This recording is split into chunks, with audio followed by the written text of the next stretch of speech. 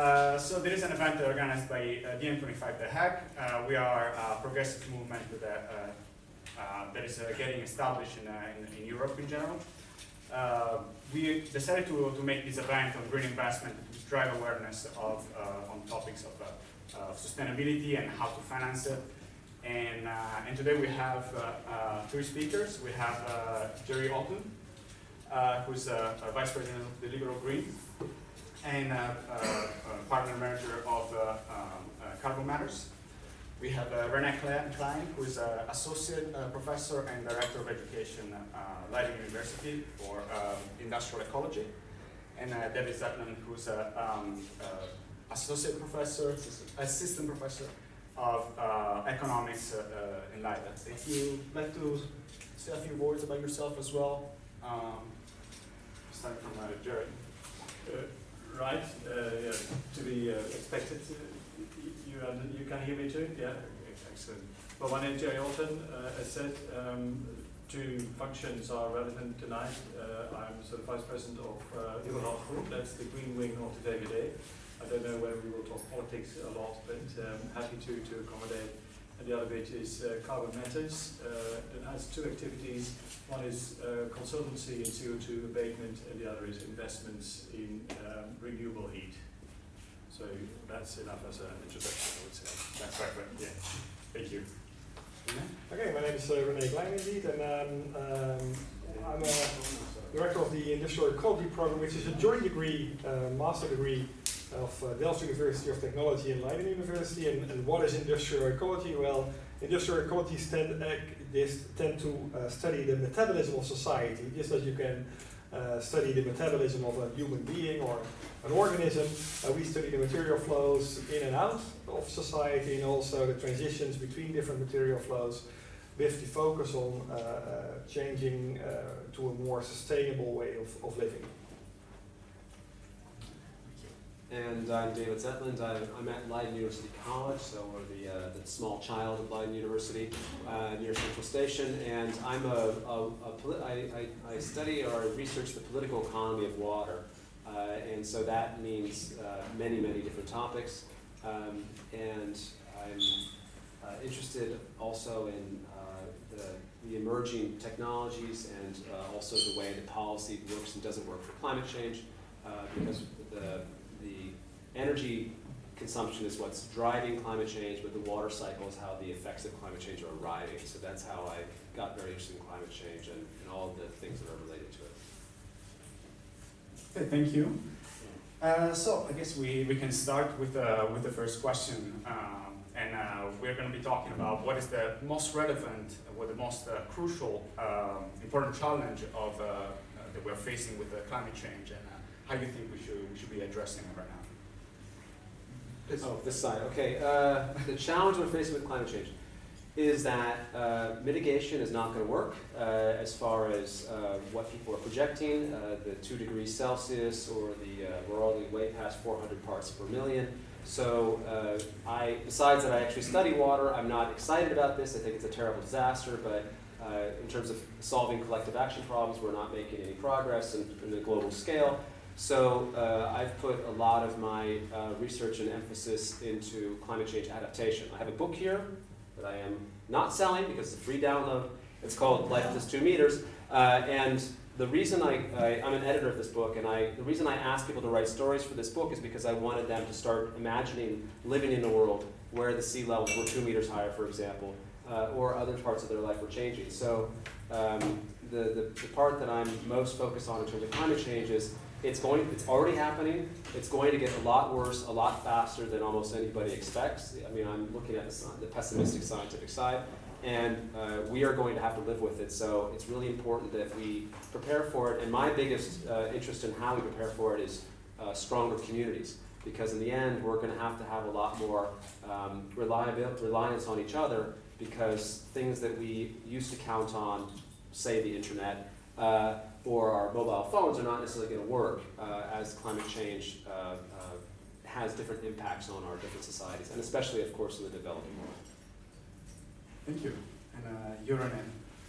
Well, I'm also quite pessimistic if it comes to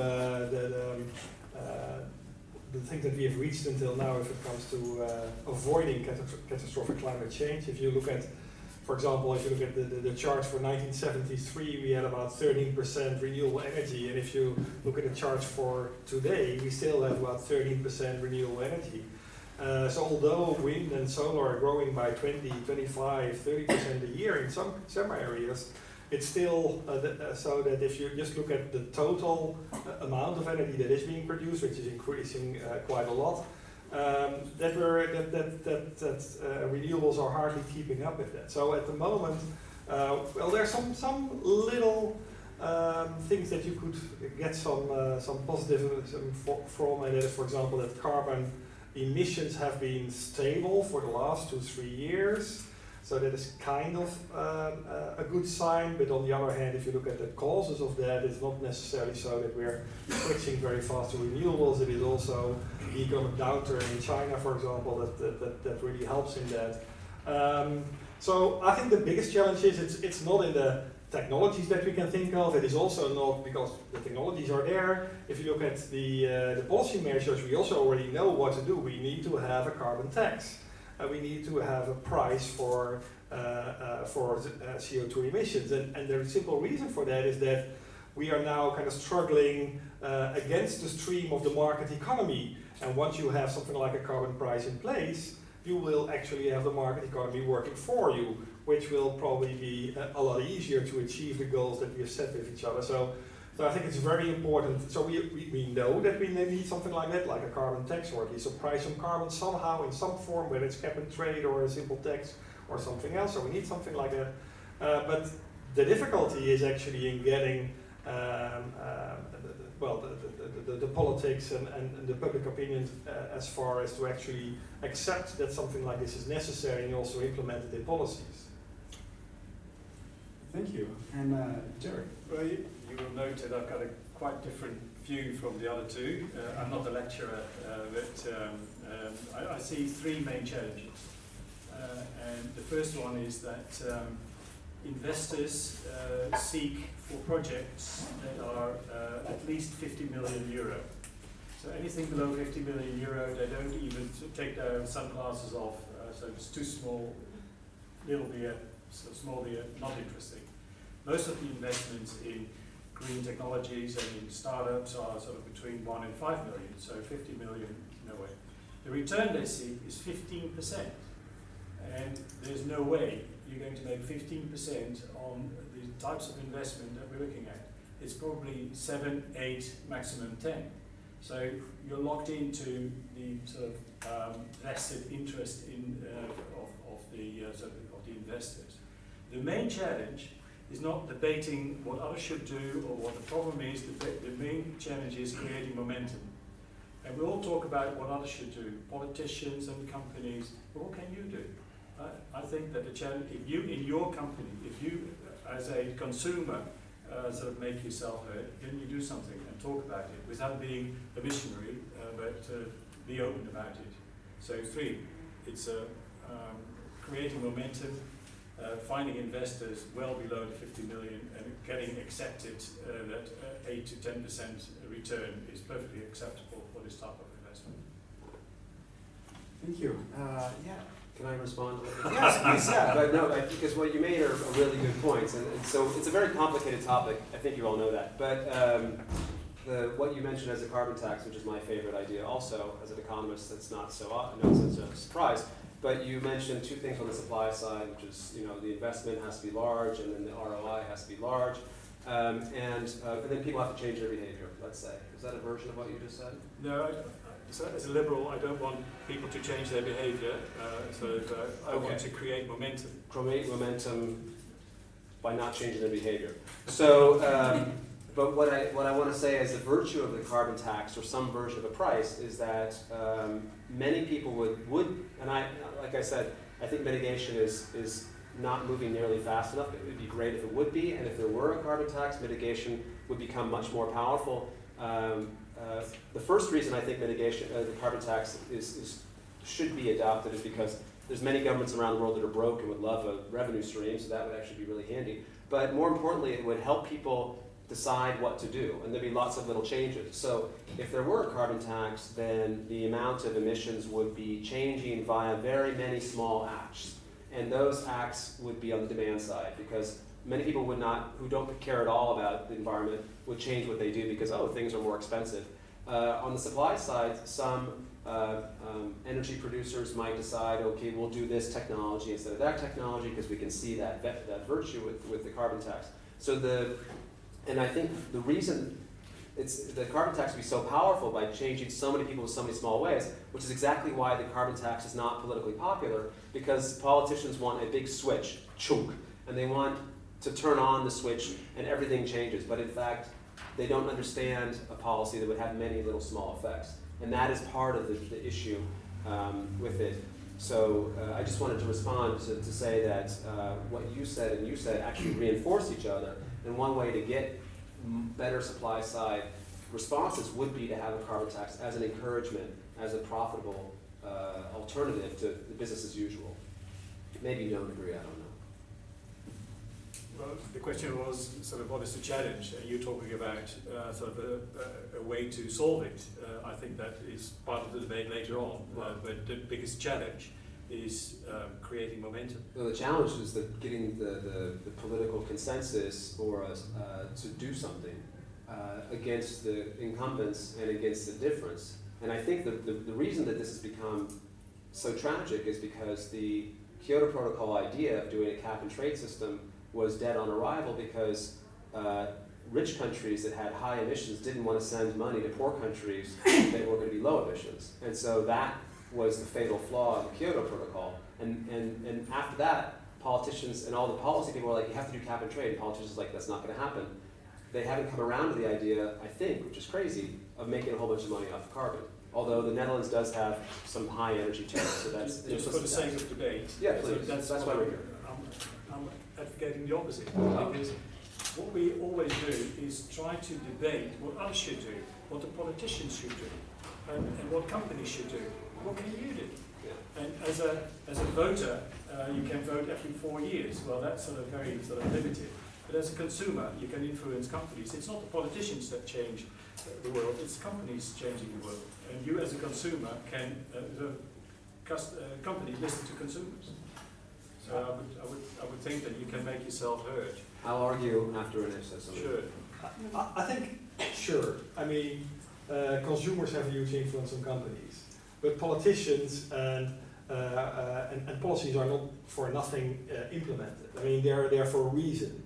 They're there for a reason, and the reason is that you somehow have to put the boundaries to the market, the free market economy. I think we all kind of like the freedom that we have in a free market economy, so that in a sense is probably, I'm not sure, it's the best system we can think of, but at least it's the best system we currently have.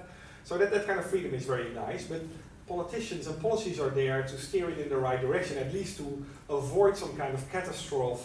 If you would have a completely free market, which doesn't exist nowhere. I mean, the US is often used as an example of a free market. Well, it's probably the most regulated market in the world.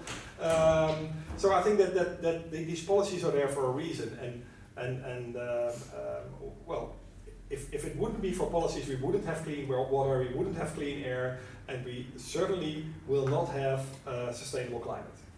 So that's a great half of what I was going to say. But the other half about the politicians is that everybody here is the wrong audience, basically. You actually got up and you came away from the beach and you said, oh, I'm going to go listen to these guys in a basement, and or an amazing facility. So the thing is that I use this expression from the water sector. I call it like the 20-80 rule, which is that 20% or 10% or 5% of people do the right thing because they know it's the right thing to do. They're vegans, and then they compost and they do all this stuff and they turn off the switches for their neighbors and all this stuff. But a large percentage of the population, 80%, 90% of the population, really doesn't care. And what we have in terms of climate change is a collective action problem called, if I do something, will you do it also? And everybody here agrees that we're going to do all the right thing, but everybody out there drinking beers or riding their cars around, they don't necessarily agree. So that's why a policy from above, top down, is actually very helpful in encouraging people to face the consequences of their action.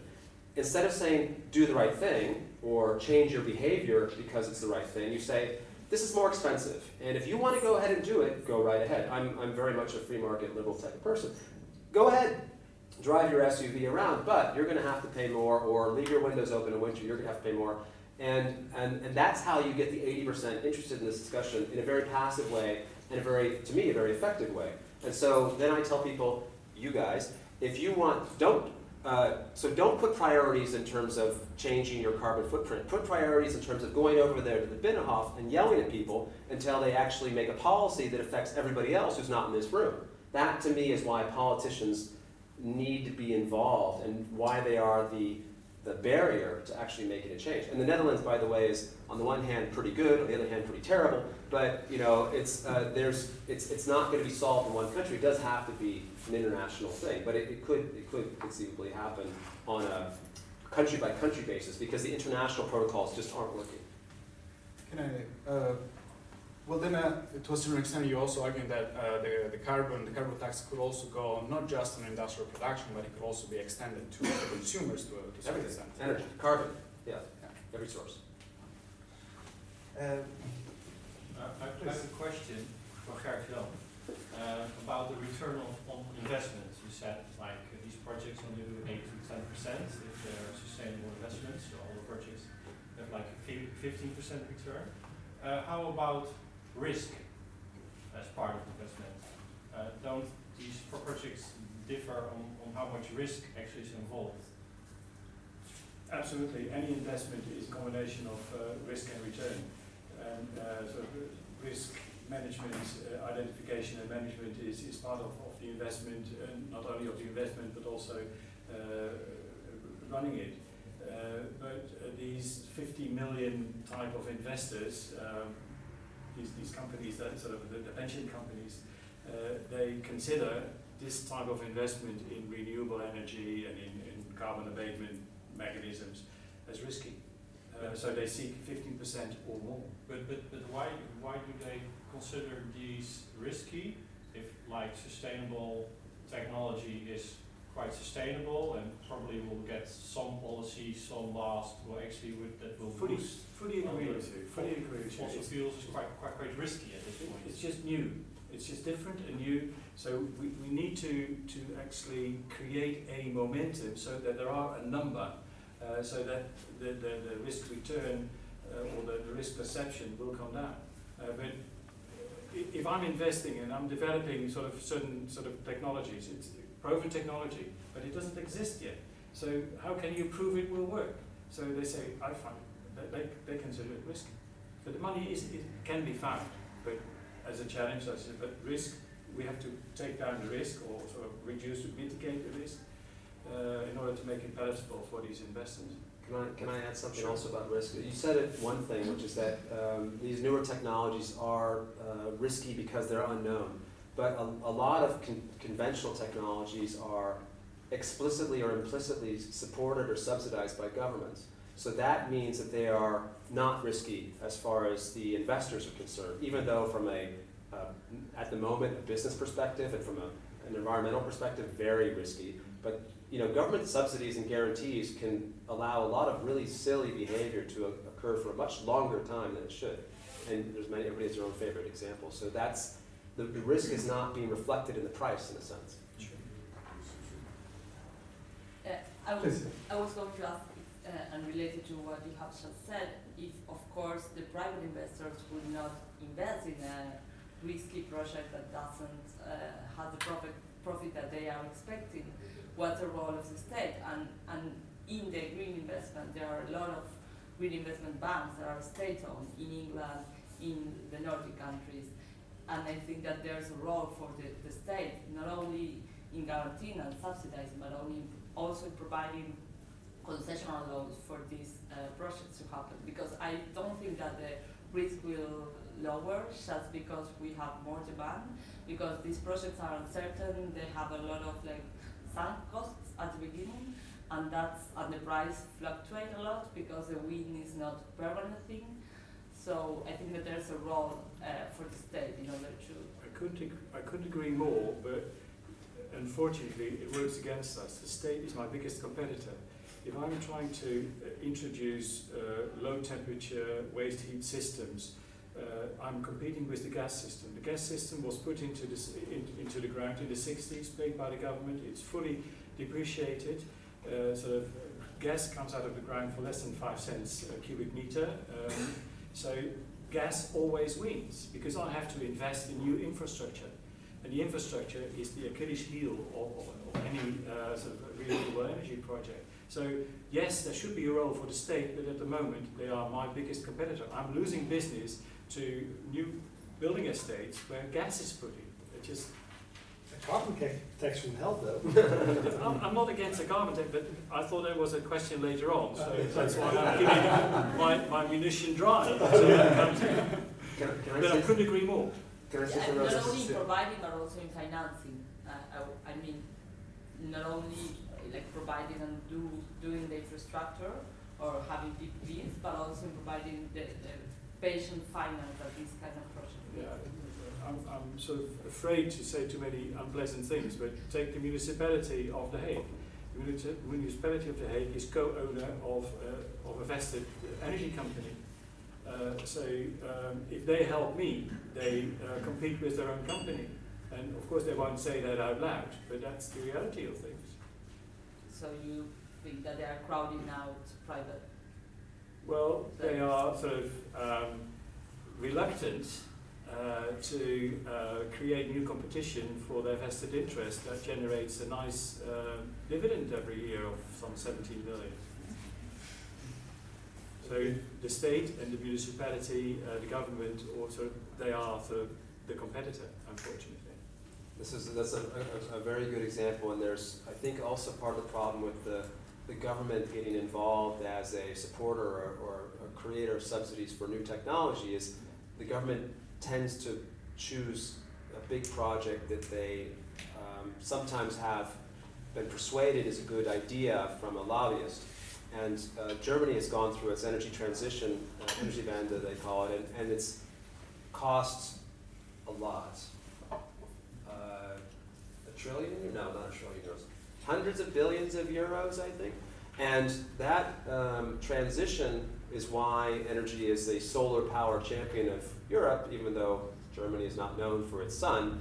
And that was the government putting a lot of money behind particular technologies, particular programs, and so on, in ways that, on the one hand, sounded good on paper, but really pissed off a lot of Germans. So a lot of people are actually opposed to renewable energy because they're tired of paying so much extra money for their energy bills for technology that the government chose. So that's what you do want is you want the government to encourage diversified sources of innovative renewables, but governments tend to like to choose one big thing because it's less work to choose one thing than to kind of allow 20 things to go. And there's a lot of political lobbying to get particular technologies in place. And this has happened in Spain, it's happened in Italy, it's happened, of course, in the United States and other countries. And people, the citizens say, we want renewable energy, and the government says, we'll deliver it to our friends. And then you end up getting a really second best version of renewables. So all that was happening 100 years ago with oil, but we just don't remember it. So it's a common problem. So, coming back to the risk question, is it true then, I think you agree, but I can confirm that regulation kind of floating around, like in Spain, you mentioned Spain, about 1 year ago there was a huge change in the parliament of Spain, and the next morning people operating solar power plants had their price falling of maybe 30%. Private investors, are they also seeing this weird environment for the politics, changing regulation that doesn't give the tranquility to invest because it can change to, what is your view on this? I think it's a little bit damned if you do and damned if you don't, right? So the government says, we're going to be very reliable. The next government will also guarantee this program, the next government will guarantee this program, the next government will guarantee this program. And if it's a bad idea, then you have several governments with a terrible idea. If you say the next government has the flexibility to switch the program to pursue the most efficient thing, then it's a bad idea from the other side. So I think my overall advice on risk is diversification. And the government should diversify. Carbon tax makes that easy. So that's why you don't want to choose some perfect technology. You want to allow different technologies to compete. That's the market way of getting it. But the government has to keep the level playing field, not an unlevel playing field. We talked a lot about the role of the government right now, and they have some types of policies that have been included. And at the European level, do you what kind of policy do you see that are being implemented that are effective, and those that are actually not achieving any of the goals that they were supposed to be achieving? I'm deferring. I'm going to think about that. Actually, we just wrote an article with a colleague of mine, Kel Trippers, about energy policies in Europe. And the thing is that there's a whole bunch of different measures. I mean, we have this cap and trade that doesn't work really well, and then there's all kinds of emission standards for cars, for example. There are all kinds of subsidies for PV solar and for wind. And the thing is that if you really analyze that, these things are actually working counterproductive if you mix them up. So it's although all the intentions are very good, you see that it would be much more efficient, let's say, bang for your buck, so to say. So you would get a lot more for your money if you would invest in policies that would not counteract each other. So that is something that is really crucial, that we figure out a way of somehow combining these different policies in such a way that they will actually work with each other instead of against each other. European politics on CO2 emissions are a joke. We have ETS. ETS has proven for the last 10 years not to work. And all the politicians who now say we're going to repair it, I've got no patience anymore. The only way is to create an increasing floor so that companies know what's coming. So at the moment it's €7 a tonne. So we start with 15, and in 2 years' time it will be 25. And if you increase that to 35 in 2030, you will have generated 50 billion euro in terms of revenues. That is local revenue.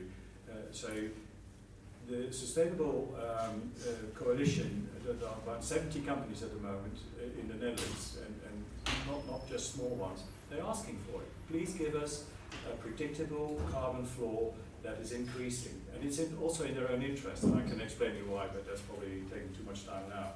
But ETS is a joke. We have to act locally and create an increasing floor tax.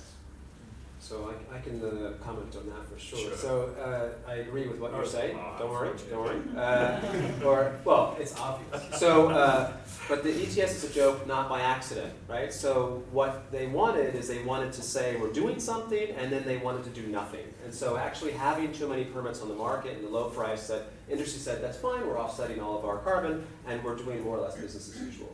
And it takes more political strength to actually increase those prices, but as you mentioned, businesses really much prefer to have a reliable price signal than to have this thing going up and down with the Russians and the whatever. So that's been the tragedy of the ETS. Another thing that I think is on the EU level, which is a good move, but it's been, and I don't know the exact status, you guys might have a better, or somebody in the audience, but the idea of being able to ship energy or electricity across national borders, the grid, is not only a good idea in terms of trying to limit exposure to the Russians' gas grid, but also a way of helping all of the let's say the hydropower coming from Scandinavia, the nuclear power coming from France. You could do much more load balancing, which is a very important topic of renewables. And the bigger your grid, the better reliability you're going to get, and the more likely it is you can add renewables in the grid without facing risk that if your wind turbine is not running, that your customer is out of energy. So that's something that I think the EU has been pushing in the right direction for, but I actually don't know the details. I know the generals, and you can maybe add. Maybe it's terrible, I don't know. No, I think they're indeed pushing in the right direction, but if you see what's actually going on, I mean, we have been discussing, for example, power lines crossing the Pyrenees from France to Spain for decades, and it's a very, very slow process. While I completely agree that if the EU can do something very, very useful for the energy transition, it is to invest in the grid. That would be one of the main things they could do, I would almost say relatively easily, but it's obviously it's not very easy because else it would have been done, but that is something that is so obvious that needs to be done and can only be done on the European level. What I sort of note is that in sustainable energy discussions, does the mic still work? Yeah. No? That 80% of the discussion is about electricity. And if you look at your bill or at your national consumption, 18 to 20% is electricity and 60 to 70% is heat. So all that debate about electricity, nice, but let's focus on where the real gains are, and that's heat. Well, I have two questions. One is for the predictable price path of carbon pricing, and then the effect of the carbon leakage, because even if you give a predictable price, how would you prevent the carbon leakage effect? So the companies who move outside the European Union. And the second one is, like, okay, we have ETS and such in place, but many sectors are excluded, and the most important one is agriculture, which is one of the highest producers of CO2, but is completely left out of the system, and even, for example, for this discussion here, because we're talking indeed electricity mostly and otherwise heat, but our food production is a large part. As I told you, I think it's a joke. The last time I looked at it was several years ago. There were 63 categories defined, and 57 were exempt. So it doesn't work. But leakage, there's an easy look. You can look at carbon emission inside a process, or you can look at it on a life cycle or on a product. You can label the CO2 content of a product. I would say, if we tax CO2 emissions in the EU, any product coming into the EU should have at least the same tax. So it should be known what the CO2 content of that product is, and it will be taxed in the same way as if it were produced in the EU. And then would you apply like if the EU companies for the equivalent product would use very efficient and energy efficient methods to produce it, which applied in the same calculation to these foreign objects, or would you try to calculate them as if they were really made in the country of origin? Too difficult question. Can somebody help me? I have the sword of Damocles here, not that Damocles, the one that cuts them out.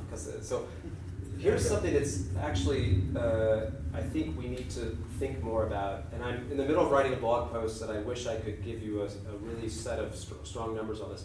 The actual impact of a carbon tax of, say, 30 euros a ton is tiny in terms of the impact on the cost of products, right? So I looked at, the number I do remember is that desalination is a very, very energy intensive process.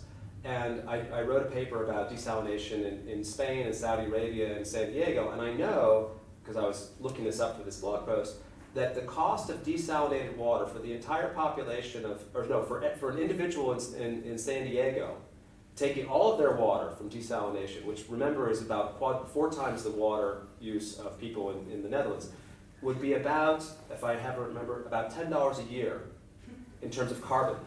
Now, if you know, water bills are going to be more like $400 or $500 a year, or $200 a year, let's say. So all of these businesses, agriculture, industry, they're saying, oh my God, we're going to go out of business, we're going to leave the country if we have a carbon tax. That's bullshit, because they're saving a small amount of money, but they get these exemptions, and farmers are the world's masters of exemptions. So what's going on is they talk about it, but no one really ever talks about the numbers. And you have to translate price per ton of CO2, actual CO2 emissions for a particular activity or product. And it turns out that, I think, in almost every case you can think of, whether it's beer or petrol or buying a bicycle, it's going to be much less than 10% of the price.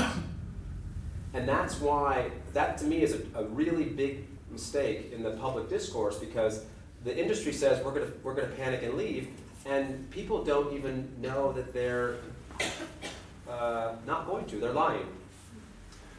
With regards to your question about agriculture and that it would not be included, I think it can be easily included because I mean it is all about the use of energy, right? I mean it is all about machines driving around, about fertilizer production, about that kind of stuff. So count the cows and methane. Yeah, the cows and methane. Of course, yeah, that's a thing indeed. Yeah. Were you talking about the methane? Also. Also. Those are let's say. equivalents.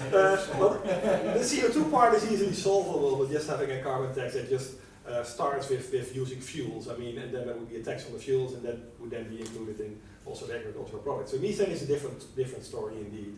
I mean, the only thing you can do about that actually, I mean, in the Netherlands, it's a very sensitive topic, is to keep your cows inside, right? No, they're genetically engineering cows. Yeah, well, okay, well, that's another one. I think it is. By the way, as far as you know, all greenhouse gases are taxed in the proposal for a carbon tax. Yeah, so yeah, they are all. Yeah. all have scored That's why it's certain theoretical. Well, yeah. So in that sense, you could also do that. You could say, well, we have a carbon tax because of the methane emissions on having a cow outside. I mean, something like that. Yeah, that could be done. Please. This is a question. There's a new asset class that is called verified emission reduction, and I think that the United Nations created it. I'm not sure if you know it, and I would like to know more about it. And how, I think that the project that is reducing carbon emission is allowed to. I'm not sure who issues this one, so that's basically my question. I think that it's over the counter, that it's traded, but I'm not sure how it works. I know a version of this. You want us to talk? So a version of these emission reductions is hinges on this idea of what do they call it? Additionality. So it's a moral question whether or not you should be paid to reduce carbon that you were going to reduce anyway, or should you be paid to keep a forest that you thought you were going to keep anyway. And so what people have decided is you have to be decided to cut the forest down before we'll pay you to not cut the forest down. And this kind of additionality comment turns people into lying machines, basically. and these verified emission reductions is an attempt to have somebody certify that someone is actually not lying. And so the amount of money involved to certify these permits makes the cost of the permit extremely high as a source of, as a way of reducing carbon emissions compared to many other ways. So those things probably exist, but they're what I would call gold-plated. But do you have any idea that who would be paying for that? I mean, Yeah, I think there are a number of companies that find it very difficult to reduce their own CO2 emissions, and they buy these certificates, if you like. so they will be able to create carbon emissions if they pay someone else to kind of compensate that. it's called an indulgence. Okay. But the main problem with these certificates, if you like, is that you buy off your liability to do something yourself. And why should I buy something that is, by definition, unreliable from a country far away, whereas we want to sort of reduce here? So I find it a non-starter. That makes the ETS a really, really bad joke, in fact, the whole mechanism, I think. Just a question for a bit more explanation. Lene, you said that there isn't enough money being put into the grid, and you mentioned the Pyrenees. Why? What are the reasons that's stopping that money flow? I think it's mainly all kinds of political arguments about who should pay for it and what do we do with this. I mean, if you're going to build something like this, there's going to be impact. There's going to be impact on ecosystems. There's going to be an impact on humans or people living there. And I think it's mainly a political discussion between France and Spain to actually do that. One of the reasons is also that France is, of course, a big country in nuclear, and they would like to export their nuclear energy, and Spain might not be so happy with that. On the other hand, you could say, well, it's plenty of opportunity for Spain, because the middle of Spain is an excellent place to put your solar cells and your concentrated solar power plants. I think it's just a political discussion. I don't think it's really, there are no technical discussions or something like that. It is really a political discussion. Yeah. I'll emphasize what you said. The incumbents do not want competition, and that's why. But it does happen. Yes. They are built. Slowly but surely. And following up on this, like, how do you see, what kind of solutions do you see can be implemented to prevent all these issues that we saw? We talked about, well, leakage. We talked about the price of carbon of the cap and trade being far too low. What kind of solution do you see we could implement? Actually, I would like to start with Jared this time. It's almost it's almost boring. But this CO2 emission sort of floor price increase is for me the only and quick solution. So you can try to make a coal tax, or you can try to sort of price things, but you get into also what's the issue? The issue is risk, and the risk is that CO2 emissions will change the climate. So if you want to address that, make it expensive. And whatever it is, electricity production or products, sort of make sure you know what the CO2 emission is and tax it. So I have a variation on what you said, because I don't know what you're going to say, but stop subsidizing energy consumption. So this is something that is not very much true in the Netherlands. The Netherlands actually has what I think of as the model policy for pricing energy. When I look at my electricity bill or even my gas bill, I think there's a lot of taxes on the bill. The taxes raise my price of using energy. And then at the end of the year, I get a refund from the government. But the refund is not based on my energy consumption. It's based on my number of people in the household. So that is the model way to do it. You raise the price, and then you refund the money back person by person. And that's how you help, for example, poor people deal with higher prices. But in the Netherlands, there might be explicit or implicit subsidies for energy consumption. I'm not going to speak to that because you guys probably have a better idea. But in other countries in the world, the United States is a major offender, but also you go to places like India or Indonesia or Malaysia or the oil-producing countries where they sell energy at 10% of the cost of generation. So the IMF, which is not known to be the most green organization in the world, has put out reports every year saying that energy subsidies are around $2 trillion per year, and that almost all of those energy subsidies are in the poorest countries of the world. So they're saying, hey, just stop that, and you've done a huge amount of, made a huge amount of benefit towards reducing energy consumption. And you have to remember, of course, that the richest people are the ones that use the most energy. So those energy subsidies in poor countries actually don't help poor people in poor countries. They help rich people in poor countries. And so that would be my number one place to start, is stop subsidies. And the Netherlands is not such an offender, but that would work worldwide better.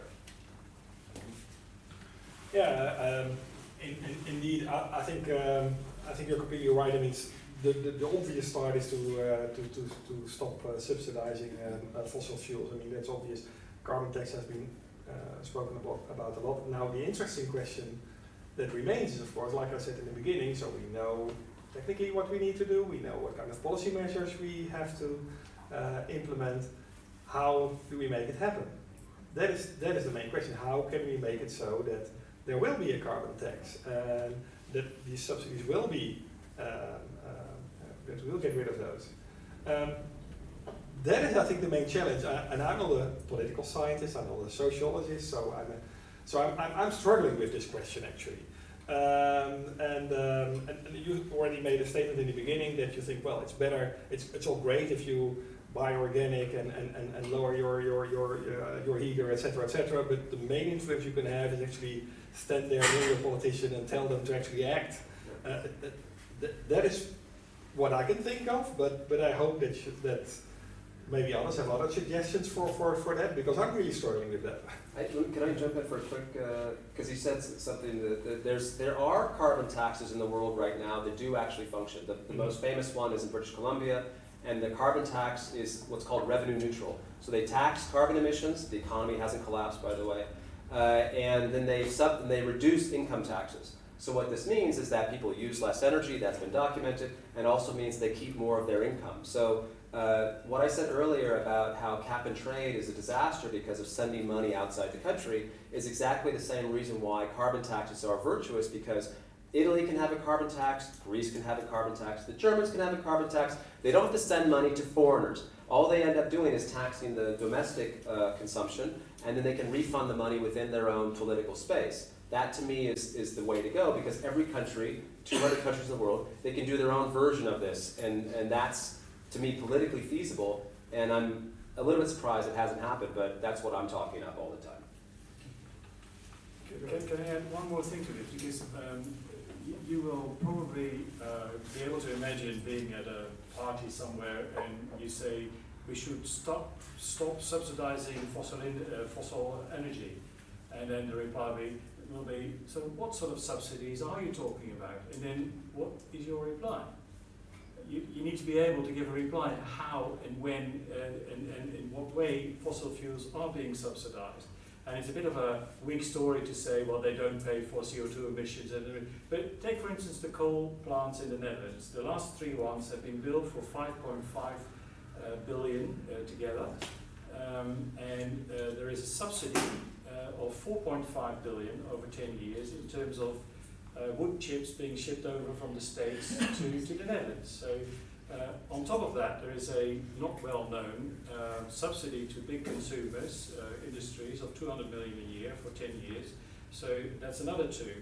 And then the CO2, the CCS, the putting underground the CO2 is having another sort of probably 500 million to 1 billion. So the subsidies going to the coal plants in the Netherlands is far exceeding what they've cost to build. Ridiculous. And there are many of these examples. For instance, we call the opslag duurzame energie. That is on your energy bill. It's as a supplement to pay for wind energy. It should. I know which politician actually thought of that sort of name, but it should be called an extra for trying to reduce fossil fuels. Right? So we put what we want, the renewable energy, into a bad daylight, and it costs money. No, it costs less than fossil fuels, but we don't actually pinpoint what the subsidies are to nuclear power plants. So they say, well, many people say, well, they are excellent. Well, they're not excellent. They also emit CO2. So coal is about 1,000 gram per kilowatt hours, and nuclear plants are about 100, so it's less. But there's not one single nuclear plant in the world that can pay for its own insurance. There's not one single sort of plant that has been able to pay for its own demolition. So if there's one subsidized form of energy, it's nuclear. If there's another one, it's coal. Stop it. Okay, and in addition to that, so we talked about a lot about fixing implementing perhaps the carbon tax. We talked about energy consumption, but there is a little about implementation of technology, as you also pointed out in the beginning, that the technology is there. Very often we talk. There is a discussion on a lack of money. For example, you were mentioning in the beginning that we need to find. It's not a lack of money. There's a tremendous amount of money. But the projects that we can put forward are too small. Okay. And how do you? Well, they're too small. But how can we move past that so that actually this money are getting to the people and or to the businesses, and they're actually implementing this solution? If I would have the answer, the plant that I'm planning to build would have been built. So we're planning to build a plant, total value total investment 9 billion. The money it's fully financed. It's in the pocket. We tried to spend the money for the last 3 years, and we simply are not able to get the permits to get it done.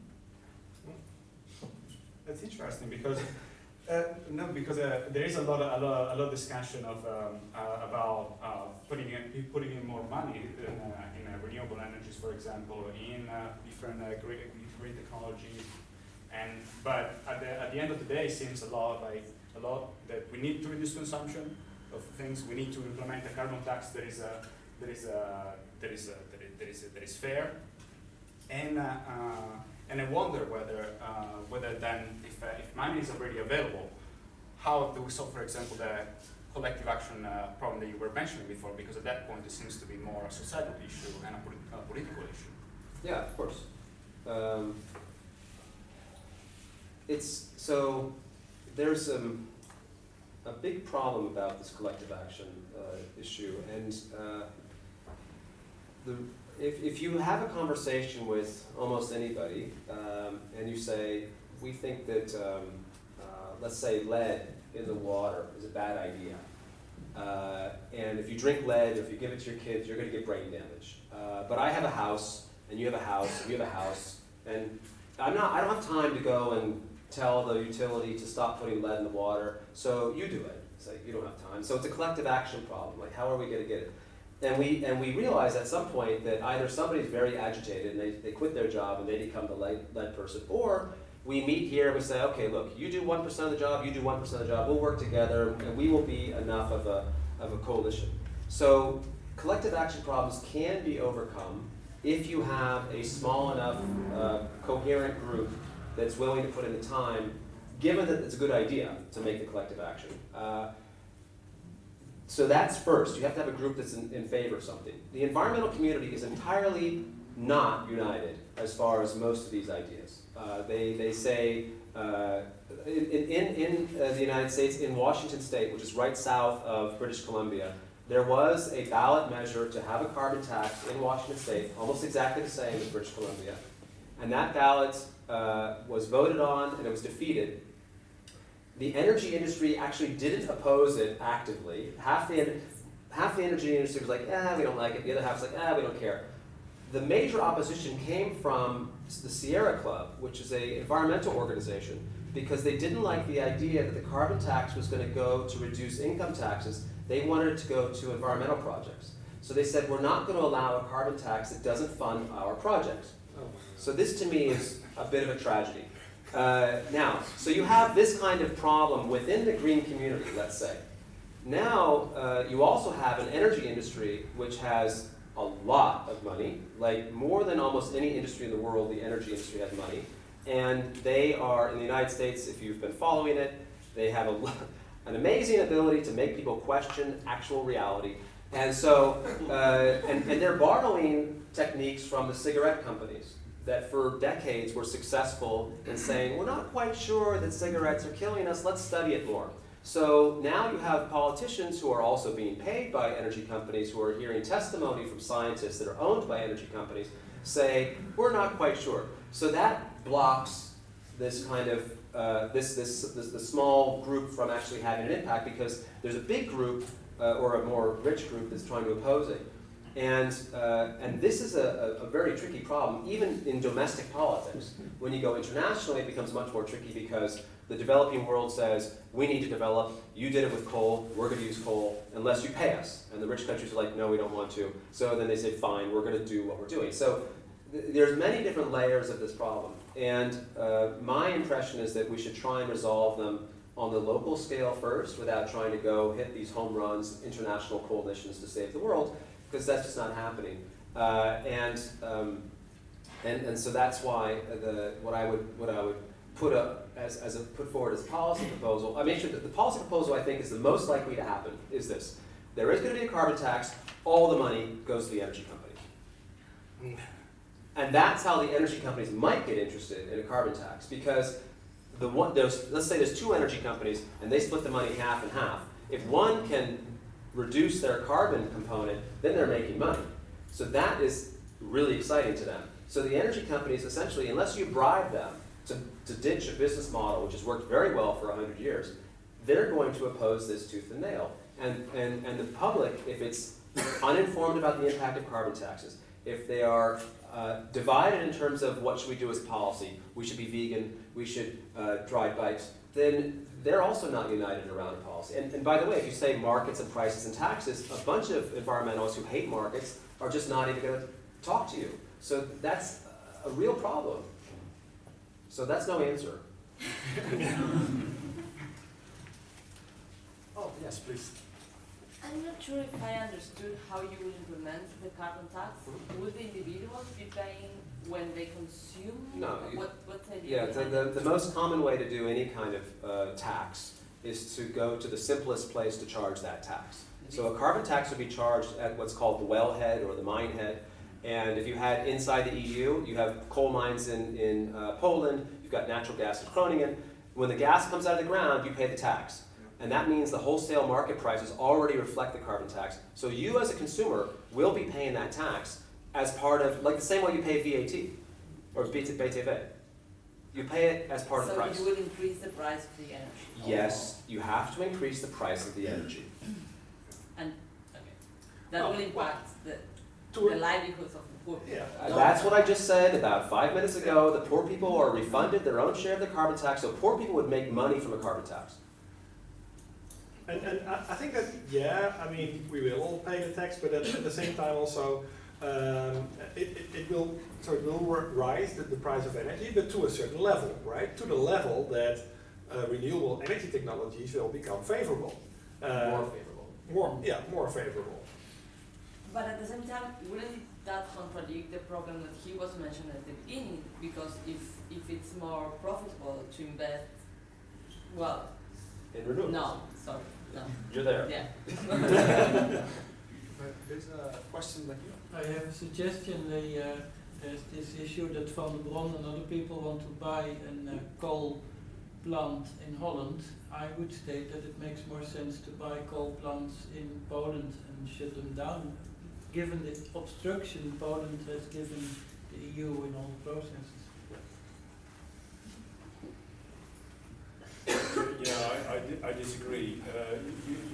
Of course, you're right. But what are we trying to achieve? Momentum. I think by doing this in the Netherlands with a high-profile project like Van der Bron does at the moment, I think that's an excellent way to generate publicity and to feed off that publicity. We can do more, but if we try to buy Polish mines or coal plants, I think there will be more. So I wish you luck. I'd rather participate in the action here and now, visible, than do the right thing, as you say. We have to make a balance between doing the right thing and creating the most impact and momentum. But would, you know, having different tax systems in different European Union countries then involve having an import tax on, you know, products produced under cheap energy or cheap carbon taxes or no carbon taxes? That's brought up often as an objection or as a goal or as, I mean, it depends who you talk to. But right now, income taxes are variable by country, value-added taxes are variable by country, petrol taxes are variable by country. There's probably many, many more. So I don't think that will be offered as a reason to oppose it, and that means that we're going to have an EU harmonized carbon tax, which means that nothing's going to happen, and industry will be very happy with that result. A number of countries have been more brave than we have been. France, UK, Sweden have a floor tax. Do you know what the floor tax in Sweden is? €100 per ton. Do they suffer in export? I don't think so. But you were mentioning the issue of, you know, import tax. Outside EU, I think we should protect our industry leaving the EU. I think we should see the EU as one common economic But area. what is the big difference between European Union countries applying different systems? So you're right.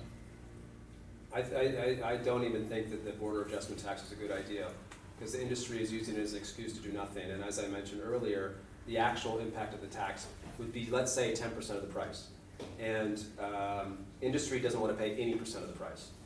So that's the issue. If it was 100% of the price, it might be an interesting thing to talk about. But industry talks all the time about offshoring jobs and we're going to leave and all kinds of stuff. And what are they going to do? They're going to go to Egypt and set up because it's cheaper, or Syria. That's really cheap real estate these days. So I think these companies are talking often about their major activities, but most of the time they're not talking about, no, they're talking shit basically.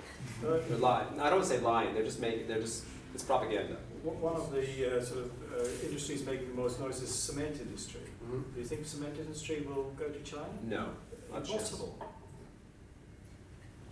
So Let's too be heavy. brave. We're not the first. Sort of France, UK, and no doubt Germany, Belgium will follow. We have to Then join we go- in we the get coalition of the leaders. Poland eventually, yeah. But actually, there is a mechanism set up to actually address what you talk about. It's called a version of a ratcheting mechanism, right? So. Are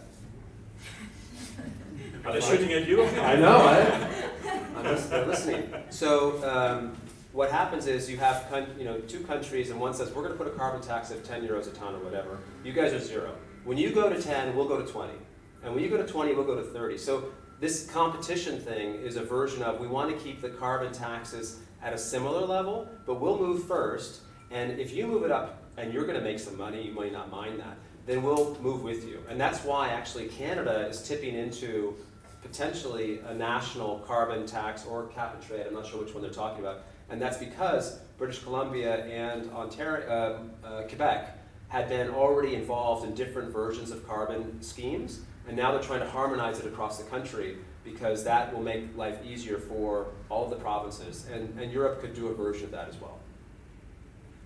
I believe there was a question in the back as well. A question about PV in China. So as we know, China has become the huge producer of PV, very cheap PV, photovoltaic everywhere. What do you think it could be the role of a European economy producing PV in regard to the current context? So can Europeans produce photovoltaic as cheap as China sometimes? And if they can't, what do you think that this boom of production of photovoltaic from China is a threat to Europe, or is it a good thing that we can leverage on and install more PV? I think it's an excellent thing that they can make PV solar panels at the cost that they're currently producing them. I think it's excellent for the world as a whole. I think it's best to get these products from the place where the labor is cheapest. Interestingly, if we're talking about that this might take jobs from Europe to China, this is not really the case, because if you look at PV solar cell production, the jobs are not in the production of the cells. The jobs are in the installation, in the maintenance. That's where the jobs are, so they will be close to home anyway. So I think it's excellent if they produce cheap solar cells. As a side comment, one of my students actually looked into PVs in China, and it's really kind of a crazy example, but the PV production produces a lot of local pollution, and China is, in a way, subsidizing Europe's consumption of PV panels. So I don't think that pollution should continue in China, but that might be one reason why the price is so cheap. Yeah, and I think you said that China is actually subsidizing European countries in that way. I think actually Germany subsidized the whole transition in the world, more or less. They made it so that they needed a lot of these solar panels, and they made it so that China got ahead of a lot of other countries in producing this stuff. So I think we owe the Germans a lot in that respect. I think there is actually a perfect moment to switch to the next topic, which is about employment and doing perhaps a trusted transition towards this towards a sustainable economy ultimately. And a lot of Europe has been seeing some struggles during the last period. And how do you see that happening? I mean, if we there are a lot of jobs, of course, that can be restored through implementation of circular economy and other types of initiatives like renewable energies. But is there room for what is the most ideal recipe in a way for a just transition towards a sustainable economy at the moment?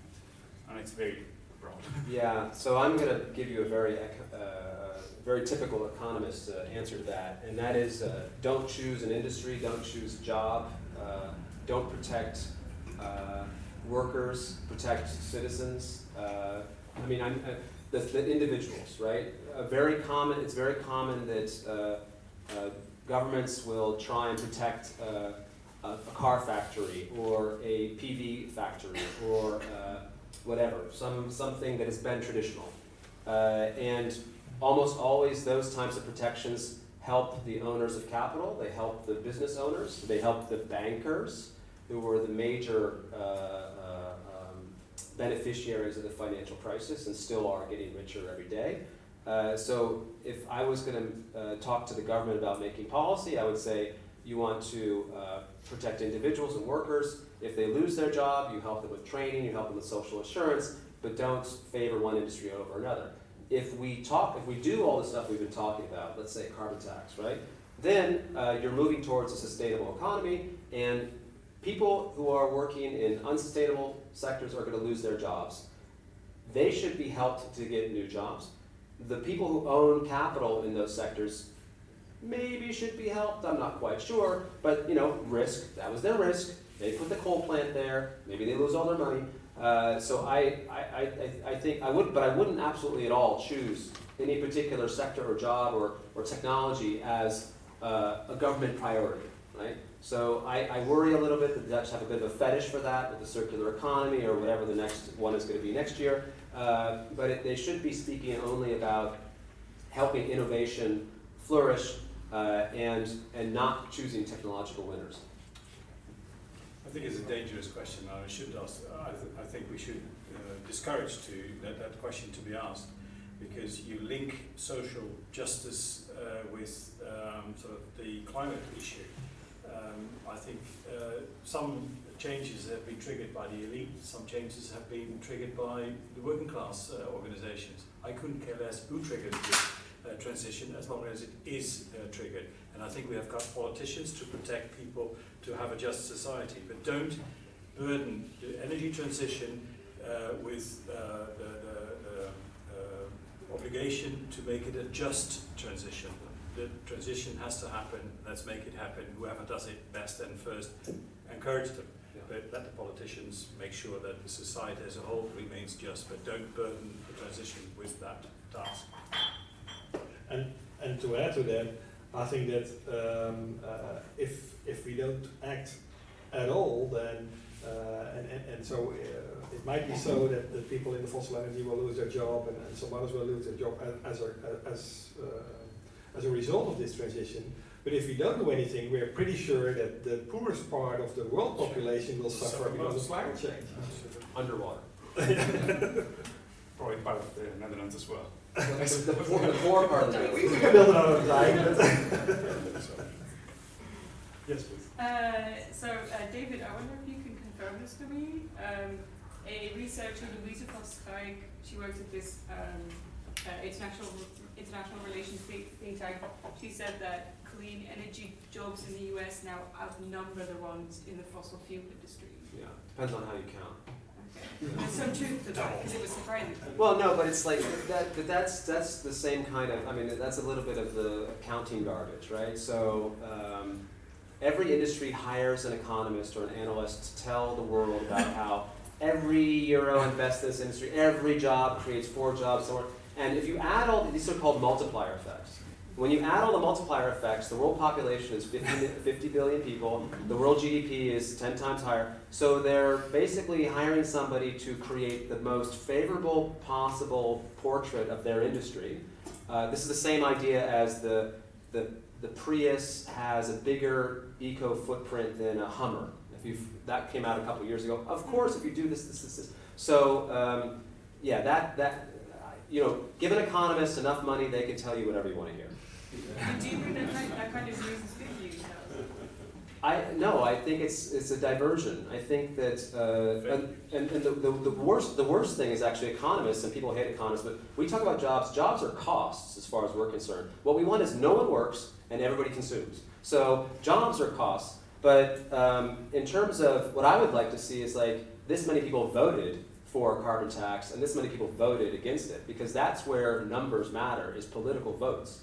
Not necessarily, and I think jobs are fantastic. I like having a job, I'm sure you do too, but it shouldn't be that we measure an industry success by the number of people employed in it. If that was true, the Soviet Union would have been amazing, right?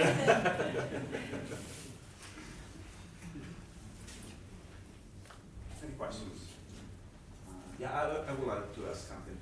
Some countries implemented quota regimes or something like that to set like a goal of some percentage of the energy of the energetic matrix towards redirection. I don't know if they are achieving the goals or not, or what do you know about it, or how effective?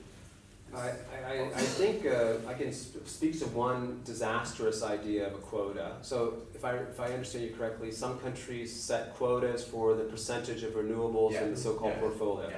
So California is doing a very expensive version of this. The Germans, of course, had a very expensive version of this.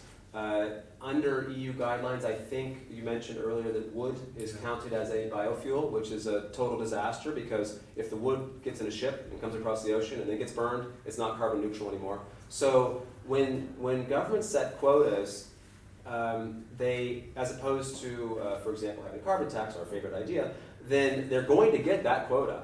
But industry is going to find a way of meeting that quota at the cheapest possible price, which may not result in the behavior they expected. So that's why quotas can be dangerous, especially if they're very specific. We have this much solar, this much wind. You want to keep the quota very open. Or this much wind from Danish turbines. You know, it can get very technical in the quotas. The same is true for biofuel, for example. You've seen it in Europe where a lot of French farmers have become really, really rich by producing biofuels that are not really carbon neutral. In fact, they might even produce more CO2 than the fossil fuel alternative.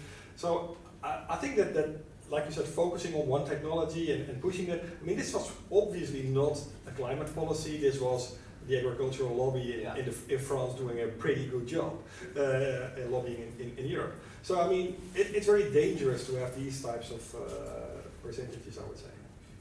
A political answer from my side or my political party is, what is it you want to achieve? CO2 emission reduction. Leave it to the market, what is best and cheapest to do. It may be production of renewable energy, it may be energy conservation. Yeah, absolutely. So whatever it is, make sure you measure one goal. But that's my opinion. I'd have a follow-up question a bit then related to that. How do you see it in coherence with strategic interests? Because countries don't only care about meeting emission goals, but also they want food security. They do want, of course, employment for the people, but also, for example, energy independence. That is France's position, for example, on nuclear energy, because they, like the former colonies, they kind of view them as if they still control them, like they give some expensive cars to some dictators, and they get the uranium back, and France is independent, and they value that very high. Isn't that part of the debate too, and also what the people want? I hope not. I hope that we are sort of living in a European economic environment where we allow each other to specialize in the things we're best at. If we go back to protectionism, well, let's see what happens in the States, but I hope that we have left that policy behind. I think there's one other, and probably sort of one of you is more capable of answering that. We talk about energy and CO2, but I think we have a water problem coming towards us well before the CO2 problem hits the ceiling. But probably you have a comment on that. I have lots of comments, but on the water one, I want to defer. Fresh water availability. No, fresh water availability is cheap, right? It's just clean the water. The Dutch have got plenty, right? So you just have to clean it. But in the world, there's a different problem, but it's unfortunately, again, not technology and policy.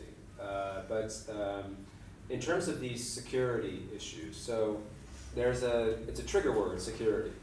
And if you say, I will secure you, when people are like, oh, they look at their children, oh, my children are secure. So that is a political rhetoric that's used usually to take money from normal citizens. And if you look at food security, often what you have is a bunch of farmers saying, we will deliver food security. They take the subsidies, they grow the food, they export the food. So all they're doing is helping other people eat. Not a bad idea, but it's not about domestic food security, which is food storage, for example, or water storage in a water-scarce country. You don't export your water if you're worried about food security, but many, many countries do. Saudi Arabia was a huge, huge, huge offender in this regard for a while.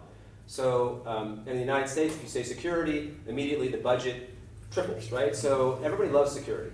And if you hear this word, hold on to your wallet and look at what the real problem is. So if it's food security, if it's energy independence or whatever, And I finished this comment with this quote that, you know, Winston Churchill in around World War I was in the Admiralty in the UK, and he was the one who was pushing forward a plan to switch British ships from British coal power to foreign oil energy to run their ships.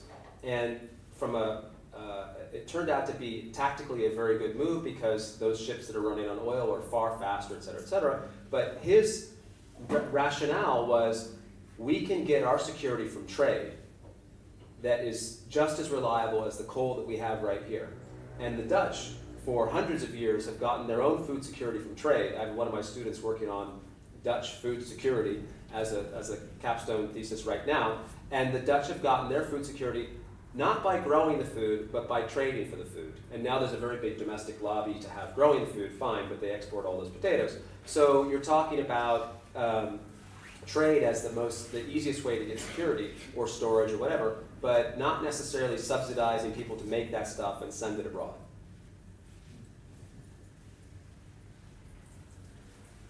I have actually a follow-up question regarding consumption and carbon taxation.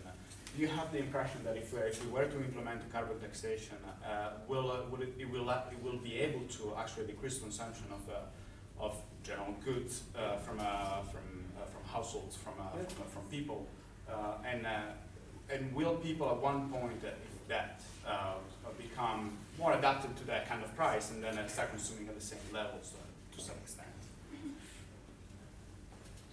No, what happened with the carbon tax is that initially energy consumers will turn off the lights because that's an easy action. At some point they might switch their bulbs. At some point they might switch to an entirely smaller house. But consumers will take, so I call it technology and techniques, right? So technology is the light bulb, technique is turn off the light. So people will respond in different ways. On the supply side, the people that are using a lot of energy, the big industrial companies, will find ways to use lower carbon sources. So there's going to be, this is called elasticity, this discussion. So in the short run, there's not a lot of elasticity. In the long run, there's more elasticity. So there's a lot of adjustments over time on the supply side and the demand side.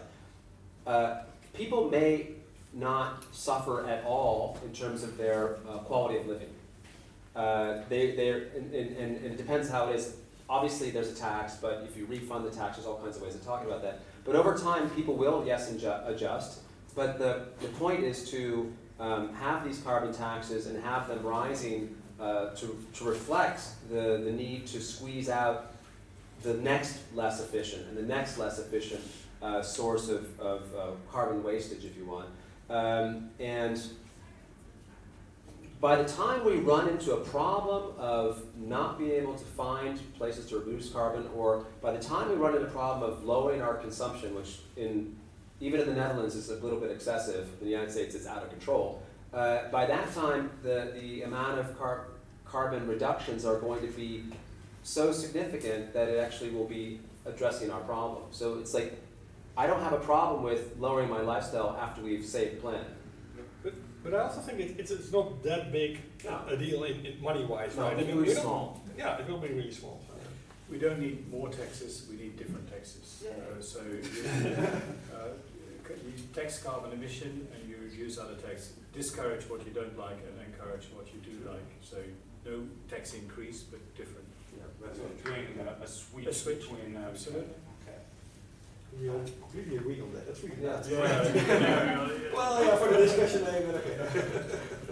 Yeah, maybe just on what you just said, you change the taxes, and you make it sound so easy. It is. But you are the one who is coming from dealing in state affairs. So maybe could you tell us a little bit more about what the discussions are over there about this kind of transition? No. Or at least something you can say? Well, I think the politicians that I know that are dealing with it are not brave enough to do it, because what will they gain? Will they gain more votes? What politicians are worried about is not only their own party, but are personal votes that you give to people, and that's how they determine the picking order. So this subject is not yet sexy enough to generate personal gain in stature. So it is about influencing the public opinion first, because that's the only way to influence It the is politicians. us here. Yeah. We're preaching to the converted. So, so what can Go you find do? more people, convert those people.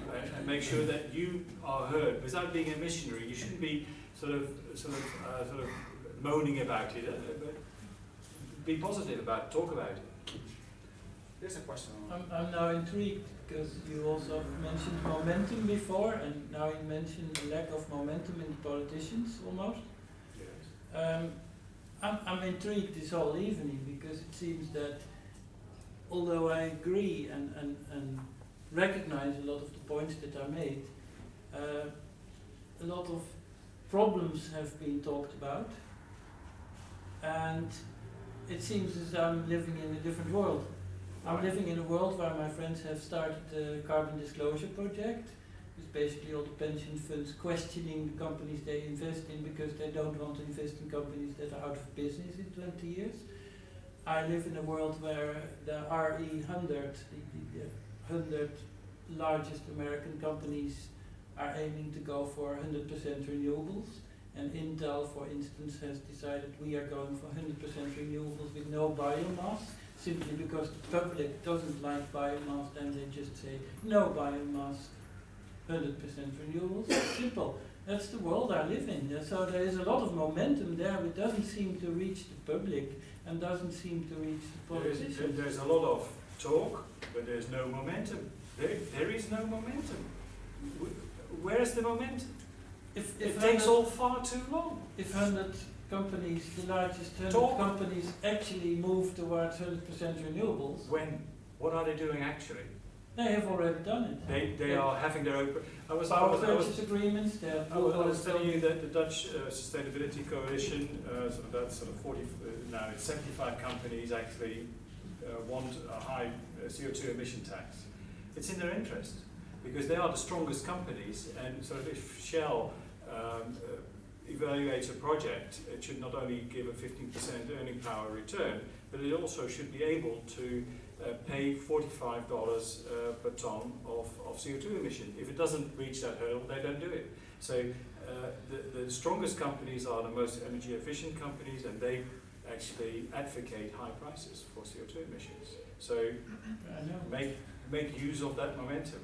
I think if you look at these larger companies, you're mostly talking about tech companies like Apple and like Google, and they're all quite, well, they're ahead of the pack, so to say. They're really doing this stuff, and they're building these huge solar power plants, and so they're really doing that for the server parks all over the world. So that is really something that is happening. But in total, if you look at all industrial activities, it's still relatively a very small portion. I'm not saying that nothing is happening, but if you compare it to what's actually needed, and as I always tell my students that you underestimate the size of the energy system. It is huge. And that is something that you have to keep in mind. And there are plenty of things, like I said, solar, wind growing 20, 30% a year. Still nothing compared to the fossil fuel energy. You know that Schiphol is energy neutral, but not the planes. So what you talked about, and many of these companies, they also will say, well, we're energy neutral in our Intel, big fabs, right? But are you energy neutral in your supply chain? Well, no, actually, that's difficult. So I agree with you that it's nice to see these so-called industry leaders doing this, and let's even assume they're actually doing it with legitimate sources as opposed to certificates, as opposed to other kinds of dodgy accounting. They're still, let's be generous, 10% of total demand. You've got the other 90% that are the problem. You also have the developing world that are the problem. So I'm not saying it's bad that you guys might turn off the lights. I'm not saying that's the 20%, 80%. I'm not saying it's bad that those companies are doing the 20%, 80%. I'm talking about we need the 80% to be on board also if we're actually going to make a substantial impact on carbon emissions. My first thing I said here is that I don't think it's happening fast enough, and I would like it to happen faster. In the meantime, I'm getting books about how we're going to cope with it. So the world that you live in is part of our world.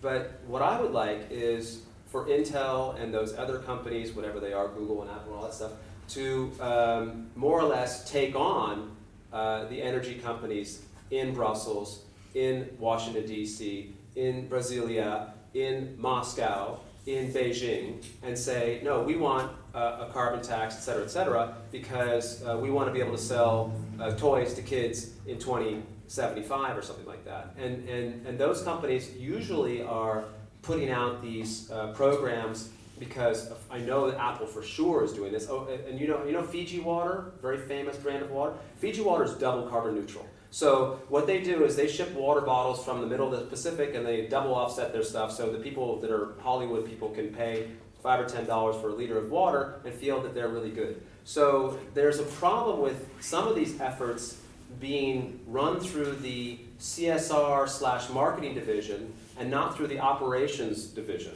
And the operations division is where this should, or the treasury, that's where it should really happen, right? And that's where these companies are. I think it's not really their job, but they would be part of the solution, but everybody has to be part of the solution. And that's why I, and maybe you guys also, think that something like a carbon tax, which is that it's not voluntary, but it actually moves everybody to reduce their emissions, is the actual kind of solution we need. It has to be that large a scale. It has to be enormous scale. And most of the stuff that's happening now is not. And If it's you the can prove cheapest solution. if you can prove that the carbon tax actually helps those pension funds, that the companies will be in business in 20 years, I can invite you to speak with my friends from the Carbon Disclosure Project, and then you have a double whammy because they speak to the pension funds, Yeah, and then you start to get some salt on the dike. yeah, that's fine. I'm available. Okay. I think we are reaching the end of our discussion. It's been very interesting, but I was wondering, what are your final thoughts on this issue? What we should take away from this conversation for today, and what kind of action we should be taking after this moment? What you Basically, coming back to my first statement, to create momentum, start working in your own company, in your own environment, not by talking what others should do, but demonstrate what you're doing yourself. Yes. I think we might have left kind of a negative note here. But I'm really positive in many ways actually about this, in the sense that I think that if we succeed in actually changing the market economy in such a way that we can actually introduce the market, the carbon tax, then I think that it's relatively easy to make this transition. It won't cost a lot of money. We can do this, so in that sense, I think it's quite possible to do it. It is very important to make sure that we get the political momentum and also the momentum in just the public opinion, that we really move ahead, need to move ahead in that direction. And for security, maybe read the book of my neighbor, just in case we don't make it. Because I think it makes sense to also think about adaptation. That's a good message. I think if in terms of the politics of the carbon tax, which I actually think is the best idea, a domestic carbon tax, you have to, if you want to talk to people about this, if this is an issue that you care about, then I think it's important to remember that a carbon tax is going to have its heaviest impact on energy users, higher energy users.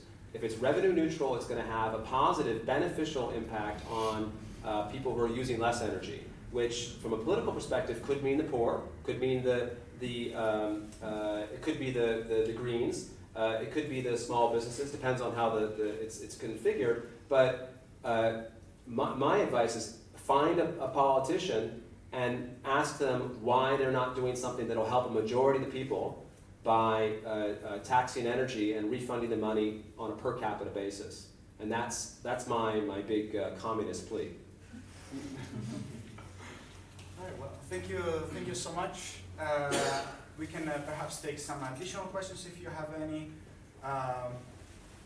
Please. I still wonder, so we've talked about a lot of problems and issues that are there, and most of us, I think, know about a lot of these issues. Then on the other hand, it seems like the solution is so easy in a way, right, carbon tax, but yet we're still not there.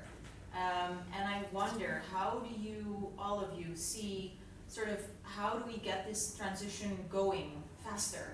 And what's needed for this radical disruption of this system that we can't seem to change?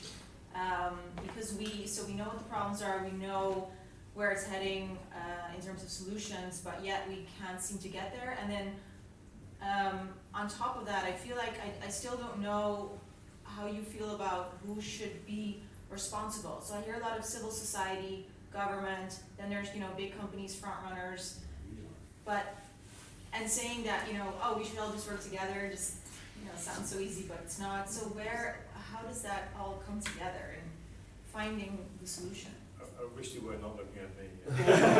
I'll help you out. Start there. So if you remember, not so long ago, oil cost over $100 a barrel. Major oil companies announced multi-billion-dollar exploration schedules. Various countries were throwing money around because they had so much money, and the oil price crashed. The major companies canceled oil plans, Shell pulled out the Arctic, etc. So the impact of a price change that's basically the same as a carbon tax would be massive and fast. If it was actually reliable, because it was a government policy, then it would be long enduring. There have been countries, there have been parts of the world that have changed the way they deal with energy prices with dramatic, under 5 year, within 1 year, dramatic short-term effects. So that's empirically true. What you're experiencing in terms of reading the news all the time is massive opposition from the incumbents, the current winners from this current system, which is worth, I think, at least $10 trillion a year of turnover, the energy companies, and they are driving the message. The message is fear, the message is poverty, the message is energy dependence, the message is I won't fund your campaign, the message is I'll kill you.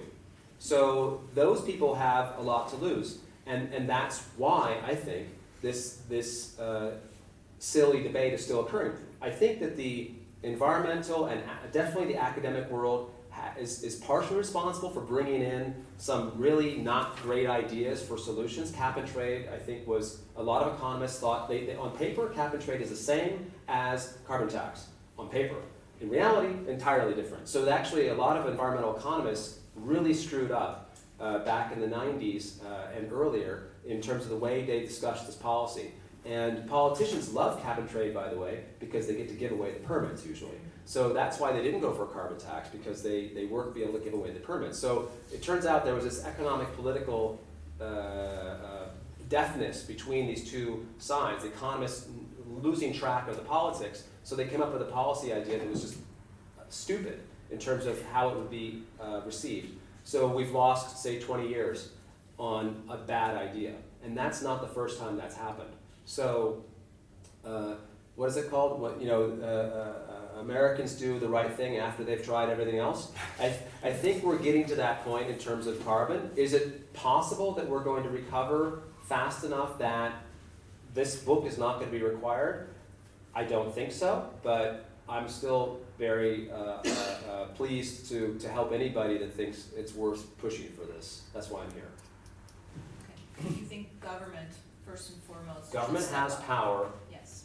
No one else has power compared to the government.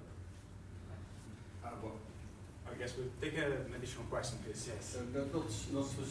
Not specific question, but more or less a party, the Dierenpartij in Nederland, is one of the parties who are active with carbon. What is it called again? Tax. Carbon tax. They actually want that, and so if that's also a group of people, they gain three more. They won some more points in the election, and so I think it's interesting to get involved in this thinking of them. Yeah, that's what I want to say. No, you're fully right. And the Partij voor de Dieren, they know exactly what they're talking about. They would be a valuable contribution to a coalition. Absolutely. Thank you. My English isn't that good, so better than my Dutch. All right, I think we can one more. Yeah, all the way in the back, yeah. Yeah, hi. In your view, to what extent and in what aspect does the importance of public participation in encouraging CO2 reduction matters? Sorry, say the last sentence again.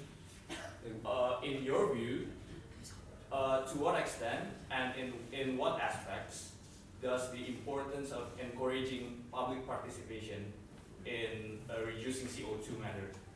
And if it does matter, should there be a common framework or common design to encourage such public participation? I wish that could happen. So I'm afraid I agree to some extent with colleagues on this side of the table that the more effective way of doing it is sort of from a government point of view and sort of simply implement it.